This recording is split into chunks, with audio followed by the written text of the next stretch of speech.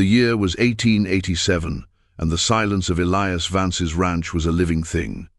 It was a pressure in the air, a weight that settled in the hollows of the land and in the deeper hollows of the man himself. For 5 years, since the day he had buried his wife, Martha, and the stillborn son she had died giving birth to, silence had been his only constant companion. It was in the dust motes dancing in the lonely shafts of afternoon light that pierced the cabin's gloom, in the vast, empty sweep of the Montana sky, and in the unspoken words that died on his tongue before they could ever form a sound. His life was a testament to routine, a bulwark against the tide of grief that threatened always to pull him under. He rose before the sun painted the eastern peaks, his movements precise and economical. He mended fences that bordered nothing but more emptiness, his hands, calloused and competent, working the wire and wood with a grim focus that left no room for thought. He tended his small herd of cattle, their lowing the only sound that didn't feel like an intrusion. He was a man carved from the same hard rock and unforgiving timber as his surroundings, weathered, solitary, and shut fast against the world. The cabin itself was a reflection of his soul. It was clean, orderly, and stripped of all softness. The rocking chair Martha had loved sat motionless by the cold hearth, a silent monument to a future that had turned to ash. The small cradle he had painstakingly carved, its wood smooth as river stone, was tucked away in the loft, shrouded in canvas and sorrow. Elias existed not in the present, but in a long, unchanging twilight of what had been, his heart a locked room to which he had long ago lost the key. Then came the blizzard. It was an unseasonable fury, a white monster that descended from the mountains in late autumn without warning. The sky, which had been a placid blue only that morning, turned the color of a deep bruise. The wind began to howl, not like a simple gust, but like a thing grieving, its voice tearing at the eaves of the cabin and scouring the land with ice and snow. For 2 days, Elias was a prisoner in his own home, the world outside erased, reduced to a roaring, blinding whiteness. He kept the fire stoked, rationed his supplies, and listened to the storm's rage, feeling a strange kinship with its senseless violence. On the 3rd morning, the wind finally wept itself into exhaustion. A fragile, crystalline silence returned, heavier and more profound than before. Elias pulled on his thickest coat and stepped outside into a world transformed. The snow was a deep, immaculate blanket, swallowing fences and sculpting the familiar landscape into something alien and new. It was during his slow, trudging survey of his property line, checking for drifted cattle, that he saw it, a dark shape, nearly consumed by the snow, that did not belong. It was the broken spine of a prairie schooner. One wheel was shattered, its spokes jutting out like broken bones. The canvas top was ripped and sagging under a heavy load of snow. A profound stillness hung over the wreck, the kind of absolute quiet that speaks of finality. Elias approached with a grim sense of foreboding, his breath pluming in the frigid air. He knew what he would likely find, another testament to the land's cruel indifference. He pulled back the frozen flap of canvas. The interior was a cramped, frozen cavern. A woman lay on a thin mattress, her face pale and serene, her eyes closed against a world that had offered her no mercy. She was frozen solid. It was a tragedy, but one Elias had steeled himself to expect. What he did not expect was the movement. From beneath the woman's heavy wool cloak, something stirred. Elias's heart, a slow and sluggish muscle in his chest, gave a painful lurch. He reached in, his fingers clumsy with cold and shock, and pushed aside the cloak. Huddled against her mother's cold body, a small girl with wide, terrified eyes stared up at him. She couldn't have been more than 5 or 6, her face smudged with dirt and tears. She clutched a bundle wrapped in layers of blankets, holding it with a ferocity that belied her size. "Heater's broken," she whispered, her voice a tiny, cracked thing. "Mama won't wake up." Elias didn't speak. He couldn't. His throat was a knot of rust and disuse. He simply reached for the child, his movements slow and deliberate, trying not to frighten her more than she already was. She flinched, but didn't resist, her small body stiff with cold. As he lifted her, he saw that the bundle in her arms was not a doll. From within its depths came a faint, mewling cry, a sound so fragile it was nearly lost in the vastness of the snow-drowned world. A baby, a newborn. The silence of his life was not just broken, it was shattered into 1,000 pieces. He stood there in the wreckage, holding a trembling little girl and staring at the impossible, infinitesimal life she held in her arms. The past and present collided with the force of an avalanche, and Elias Vance, the man who had walled himself away from the world, was suddenly, terrifyingly, at its very center. He carried them back to the cabin, the little girl a feather-light weight in one arm, his mind a maelstrom of panic and denial. The baby, still wrapped in its bundle, remained clutched in the girl's protective embrace. He pushed open his cabin door and was struck by the suffocating quiet within. It was the same quiet he had lived with for years, but now it felt different. It felt like an accusation.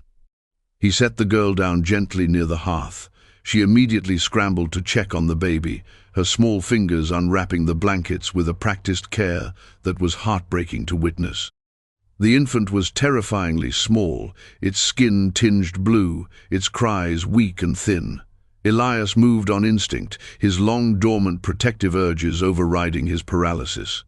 He stoked the fire until it roared, filling the room with a heat that felt like a prayer.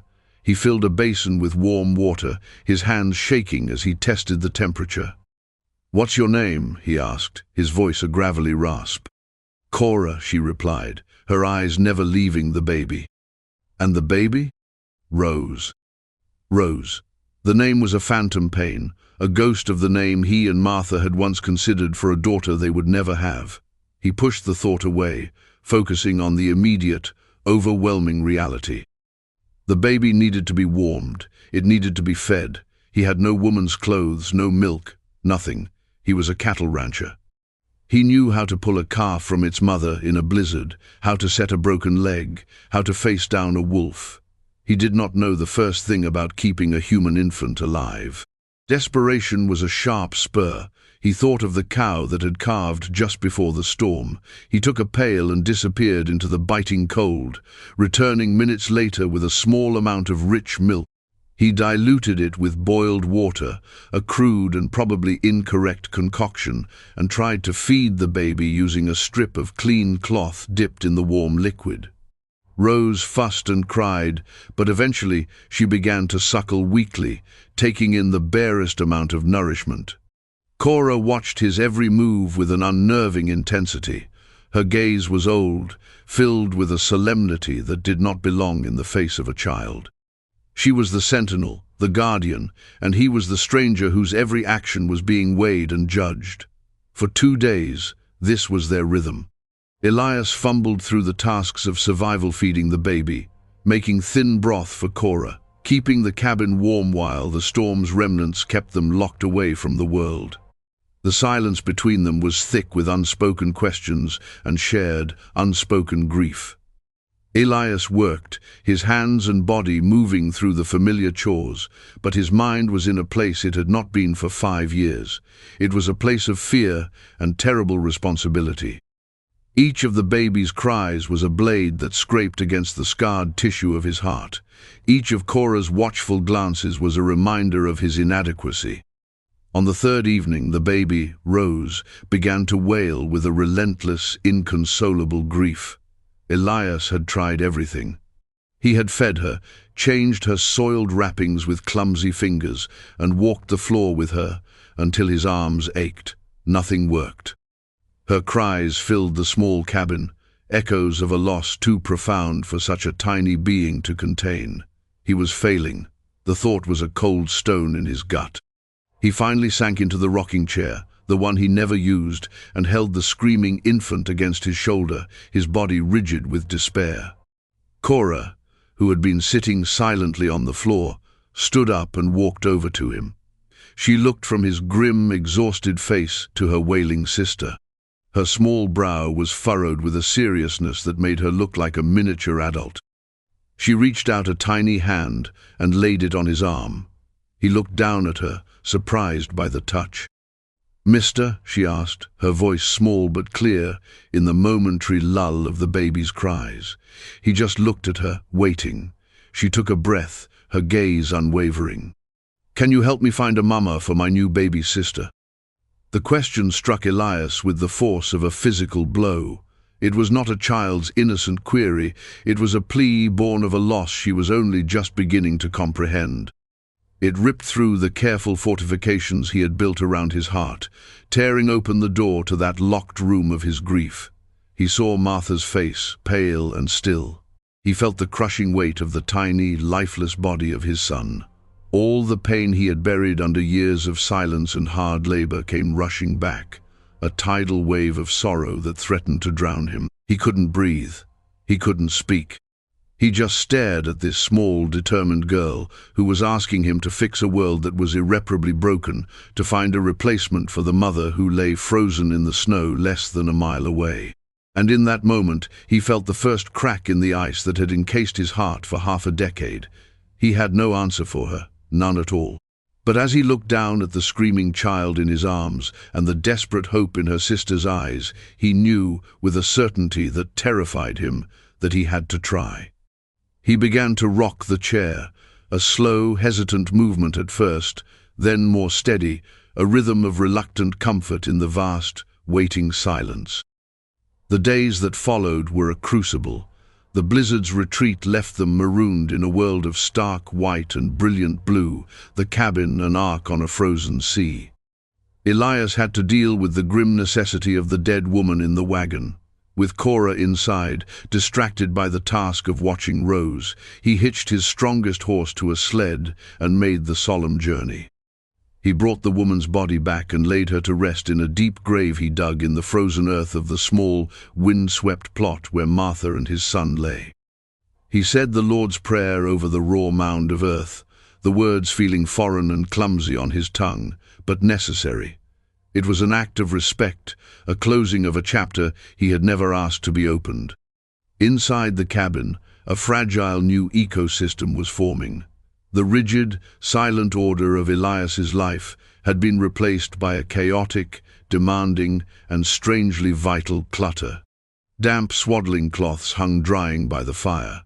The air smelled of warm milk and wood smoke. The endless quiet had been filled with the gurgles, cries, and soft coos of a baby, and the soft, inquisitive hum of a little girl. Elias found himself changing in small, incremental ways he barely noticed. He learned to differentiate Rose's cries, sharp, piercing demand for food from the fretful whimper of discomfort. He learned to warm her swaddling by the fire before wrapping her in it, a trick he discovered after watching her shiver. He found his voice, not just for necessities, but for small things. He would murmur to the baby as he rocked her, nonsensical reassurances that were as much for himself as for her. Cora was his silent, observant partner. She did not play. The gravity of her situation had burned away such frivolities. Instead, she helped. She would bring him a clean cloth before he asked for it. She would sit by the cradle and sing a soft, tuneless lullaby her mother must have sung to her. She began to talk to him, not in pleas, but in statements. "Rose likes it when you walk with her by the window. Mama used to make Johnny cakes." One afternoon, while Elias was trying to repair a small leather strap on the cradle, Cora came to stand beside him. Her eyes were fixed on a high shelf near the fireplace. On it, gathering a fine layer of dust, sat a small, intricately carved wooden horse, its painted mane faded. "Who is that for?" she asked. Elias's hands stilled. He had forgotten it was even there. "I made that," he said, his voice quiet, "a long time ago." "For a boy?" He didn't look at her. He just nodded, his throat tight. He expected her to ask more, to probe the wound, but she didn't. She simply reached out and gently touched the wooden horse's nose. "It's a good horse," she said softly, then turned and went back to her vigil by the cradle. In that small moment of shared, unspoken understanding, another layer of ice melted. He began to see her not just as a responsibility, but as a persona, small, resilient soul who had witnessed more horror than anyone should, and yet still possessed a core of unwavering strength. And he realized with a jolt that she was beginning to see him too, not as a fearsome stranger or a temporary solution, but as a source of safety. He was the one who made the fire roar, who provided the food, who could lift her up to see the tops of the snow-laden pines through the window. When the path to town was finally clear enough to risk, a new kind of dread settled over him. Blackwood Creek was a 10-mile ride, a place of commerce and community he had avoided for years, visiting only for absolute necessities. He knew what awaited him there: questions, suspicion, judgment. A reclusive bachelor, appearing after a storm with 2 orphaned children and a story of a dead mother, was the very definition of gossip and scandal. He bundled the children as warmly as he could, securing Rose in a sling against his chest and placing Cora behind him on the saddle of his most placid mare. The ride was slow, the air still biting. Cora's small arms were wrapped tightly around his waist, her face pressed against his back. He could feel her trust in the solid weight of her, and it fortified him. Blackwood Creek was just as he expected. As he dismounted in front of the general store, windows steamed up and faces appeared. Whispers followed him like his own shadow as he stepped inside. The store owner, Mr. Shaw, a man with small, calculating eyes, looked from Elias to the bundled children with undisguised curiosity. "Vance," he said, his tone a mix of surprise and suspicion. "Didn't figure we'd see you till the spring thaw." "Ran into some trouble," Elias said, his voice flat. He explained the situation in as few words as possible: the wrecked wagon, the dead mother, the children. He kept his account factual, devoid of emotion, but he could feel the atmosphere in the store shift from curiosity to a sharp, predatory interest. A woman at the back of the store, Mrs. Prescott, the minister's wife and the town's self-appointed moral compass, stepped forward. Her face was pinched with a look of pious concern that barely masked her voracious appetite for a good tragedy. "Oh, the poor dears. A man alone is not fit to care for children, especially not a newborn. They must be exhausted, frightened, and filthy," she added, her eyes flicking over their worn clothes. "They should be brought to the church. We will see that they are properly cared for until the circuit judge can arrange for the orphanage." The word orphanage landed like a stone in the quiet store. Elias felt Cora's hand, which had been clutching his coat, tighten into a fist. He looked down at the top of her head, then at the sleeping face of the baby nestled against his chest. An unfamiliar fire surged through him, a hot, protective anger that burned away the last vestiges of his apathy. The orphanage meant separation. It meant cold cots and threadbare blankets and a life of being unwanted. It was another kind of death. "No," he said. The word was quiet, but it had the finality of a slamming door. Every eye in the store was on him. Mrs. Prescott's lips thinned. "Mr. Vance, you must be practical. This is not your affair. You are a single man. What can you possibly offer them?" Elias looked directly at her, his gaze steady and hard. For 5 years he had let the world's judgment slide off him, content in his isolation. But now, that isolation was no longer a fortress. It was a cage he was breaking out of. He was responsible for these lives. He was their only defense against the cold charity of the world. "I can offer them a home," he said, the words tasting new and powerful in his mouth. "They'll be staying with me." He gathered his supply-scanned milk, softer cloth, a few other necessities, paid Mr. Shaw with a firm hand, and turned to leave. He could feel the weight of their stares on his back, a mixture of shock, disapproval, and condemnation. They saw a rough, unsuitable man making a foolish claim. But as he stepped out into the cold, clear air, with a child's hand in his and an infant's warmth against his heart, Elias Vance felt more capable and more whole than he had in a very long time. He knew this was not the end of it. The town would not let it go. This was just the beginning of a new fight. The confrontation came sooner than he expected. A week later, as a pale winter sun was setting, casting long blue shadows across the snow, he saw them coming. A sleigh, carrying 3 figures, was making its way up the track to his cabin. He recognized the stout form of the minister, Mr. Hale, the rigid posture of his wife, Mrs. Prescott, and the officious bulk of the store owner, Mr. Shaw, who also served as the town's part-time constable. Elias's heart settled into a low, heavy drumbeat. He had known this was inevitable.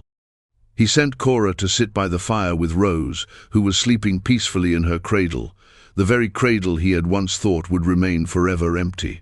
"Stay here," he told her, his voice calm, betraying none of the storm brewing inside him. He stepped out onto the porch as the sleigh pulled to a stop. The air was cold and still. The 3 of them disembarked, their faces grim and determined, a small delegation of righteousness come to enforce the will of the community. "Vance," Mr. Hale began, foregoing any pleasantries, "we've come to take the children. It's for their own good." "Their good is being seen to right here," Elias replied, his voice even. He didn't move from his position in front of the door, his body a quiet, unyielding barrier. Mrs. Prescott stepped forward, her expression one of exasperated pity. "Mr. Vance, we have discussed this at length. You are not equipped. This is no place to raise a young girl and a baby. It is a place of sorrow." She let the word hang in the air, a cruel and deliberate jab at his past, at the graves that lay just beyond the cabin. They need a woman's touch. They need civilization. The orphanage in Helena is a fine institution. "They will not be separated," Elias said, his gaze fixed on her. "And they will not be sent away. Their mother died trying to get them to family. She didn't want them with strangers. And you are not a stranger." Shaw scoffed, hitching up his trousers. "You're a hermit, Vance. What life can you give them? A life of silence and dirt? The law will see it our way when the judge arrives." "The law isn't here yet," Elias said, his voice dropping lower. "And until it is, they are under my protection. This is their home." The word home hung in the frigid air, imbued with a meaning he was only just beginning to understand. It wasn't just 4 walls and a roof. It was a promise. It was safety. It was a place to belong. The argument escalated, their voices rising in the twilight. They spoke of propriety, of Christian duty, of what was best for the children, their words a barrage against his quiet resolve. Elias stood his ground, meeting their accusations not with anger, but with an unshakable certainty that felt forged in the very core of his being. He thought of Cora's question, her plea to find a mama for her sister. He couldn't give her that, but he could give her this. He could give her a fortress against the world's cold logic. He was about to tell them to leave his property when the cabin door creaked open behind him. He turned his head slightly. Cora stood there, a small silhouette against the warm light of the fire. She had obviously heard every word. Her face was pale, her eyes wide, but there was no fear in them. There was only a fierce, solemn resolve that mirrored his own. She walked across the porch, her small boots making no sound on the weathered planks, and came to stand beside him. Without a word, she slipped her small, warm hand into his large, calloused one. She squeezed it. It was not a gesture of a child seeking comfort. It was the gesture of an ally, a partner. She stood shoulder to shoulder with him, facing down the world. The delegation fell silent. They stared at the scene before them, the big, hardened rancher and the tiny girl, their hands clasped, presenting a united and unbreakable front. In that moment, they were not a reclusive man and an orphan. They were a family. The sight disarmed them more effectively than any threat or argument could have. It was a truth so plain and powerful it could not be denied. Mr. Hale cleared his throat, his certainty wavering. Mrs. Prescott's lips were a thin, disapproving line, but for the first time she had nothing to say. It was Mr. Shaw who finally broke the standoff, though not in the way Elias expected. He looked at the joined hands, at the defiant set of Elias's jaw, and he gave a short, almost imperceptible nod. "The man's made his choice," he said gruffly, turning back toward the sleigh. "Nothing more to be said here, not for now." The minister and his wife, their righteous crusade deflated, followed him. They climbed back into the sleigh, their departure as quiet and awkward as their arrival had been confident. Elias watched them go, the sleigh runners squeaking on the cold snow until they were just a dark shape receding into the gathering night. He was still standing there, Cora's hand still firmly in his, when he realized he was trembling, not from cold, but from the aftermath of the battle. He looked down at the little girl beside him. She was looking up at him, her expression serious. "You won't let them take us?" she asked, a confirmation, not a question. "No," Elias said, his voice thick with emotion. "I won't, ever." He squeezed her hand back, a promise sealed. He led her back inside, into the warmth and the light, closing the door firmly on the cold and the judgment of the outside world. He had faced down his ghosts and the town's prejudice, and he had won, for now. But as he looked at the sleeping baby and the resolute little girl, he knew his life of solitude was over for good. A new life, one of immense and terrifying and beautiful responsibility, had just begun. The passing seasons wove a new kind of life into the fabric of the ranch. Winter slowly released its grip, the snow receding to reveal the sleeping earth beneath. With the spring came a tentative thaw, not just in the land, but in the town of Blackwood Creek. The story of Elias Vance and his stand for the two orphan girls became a piece of local law. The initial condemnation slowly morphed into a grudging respect. Mrs. Prescott still sniffed with disapproval when his name was mentioned, but other voices began to emerge. Mr. Shaw's wife, a kind, quiet woman named Ada, started leaving a small sack of flour or a jar of preserves on his wagon whenever he came to town for supplies. She never said a word about it, but her eyes held a quiet approval. Elias, with the help of a sympathetic Mr. Hale who had been moved by the scene on the porch, navigated the legalities. When the circuit judge finally arrived, he heard the story not just from the minister, but from Elias himself. He saw the clean cabin, the healthy, thriving baby, and the little girl who shadowed Elias's every step. He saw a home. The adoption was formalized, and Cora and Rose legally became his daughters. Life on the ranch was no longer silent. It was a symphony of new sounds. It was Cora's endless stream of questions as she followed him on his chores, her voice bright with curiosity. "Why is the sky blue, Elias? Can cows get lonely? Will you teach me to ride?"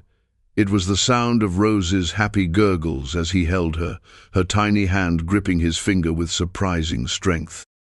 It was the sound of his own voice, deeper and more frequent than it had been in years, explaining, teaching, and sometimes even humming a rough, tuneless song as he rocked the cradle.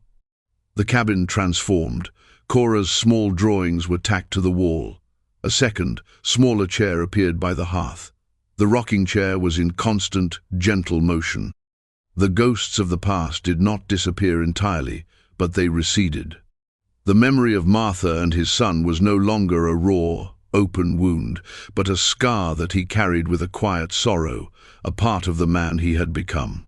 He now had new lives to focus on, a new purpose that pulled him insistently into the present. He taught Cora the names of the wildflowers that bloomed in the meadow and the calls of the birds that returned in the spring. He taught her how to be gentle with the animals, how to be sturdy in the face of the wind. In teaching her, he found he was relearning the world himself, seeing it not as a place of loss, but as a place of persistent, resilient life. She was his shadow, his echo, his small, fierce companion. One warm summer evening, they sat on the porch, watching the sky bruise into nightfall. Rose was asleep in his lap, her breath a soft, rhythmic puff against his chest. Cora was leaning against his side, tired from a long day of helping him mend a fence. They sat in a comfortable silence, a silence that was no longer empty, but full of shared presence. Cora looked up at him, her head resting against his arm. "Elias?" Remember when I asked you to find a mama for Rose? He remembered it vividly, the question that had shattered his world and then rebuilt it. I remember, he said softly. She was quiet for a moment, tracing a pattern on his worn trousers with her finger. We don't need one now, she said, her voice matter-of-fact. We have you. A warmth spread through Elias's chest, a feeling so profound it almost hurt. It was acceptance. It was belonging. It was the quiet, undeniable truth of love. He looked out at the vast expanse of his land, the land that had once mirrored his own desolation. Now, it didn't seem empty at all. It seemed full of promise, a place where a broken man and two lost children had found the one thing they all needed. He couldn't find them a mother. He couldn't replace what they had lost, just as nothing could replace what he had lost. But he had become their father. He had become their protector, their teacher, their home. And in doing so, in answering the impossible plea of a desperate little girl, Elias Vance had finally, after a long and unforgiving winter of the soul, found his own way back to the light. He pulled the blanket up higher around Rose's shoulders and settled his arm more firmly around Cora, holding his family close as the first stars began to appear in the vast, peaceful sky.